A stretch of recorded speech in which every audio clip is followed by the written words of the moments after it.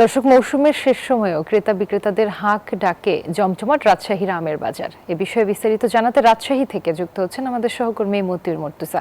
মর্তুজা, রাজশাহীতে তো এখন আমের শেষ সময় বলা যায়, তো বাজারে কি কি আম পাওয়া যাচ্ছে জানাবেন, দাম কেমন দেখছেন?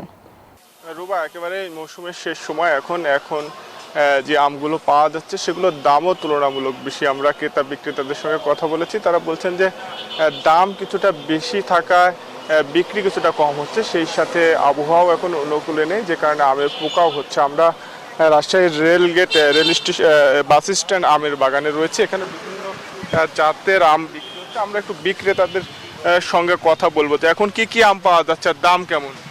আম এখন আমাদের কাছে পাওয়া যাচ্ছে বাড়িভোর, তারপর ফজলি, হ্যাঁ, তারপর আমরা গুড়মতি, হাসিনা, এগুলো আম পাওয়া যাচ্ছে।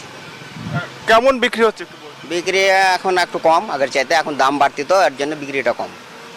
ধন্যবাদ আপনাকে।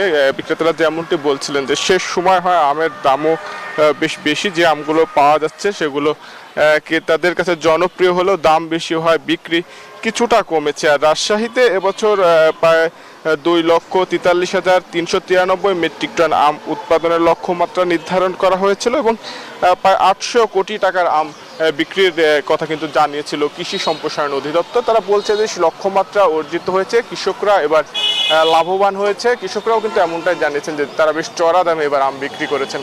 এই ছিল রাজশাহী থেকে আমের বাজারের সর্বশেষ রুবা। মর্তুজা, আপনাকে ধন্যবাদ।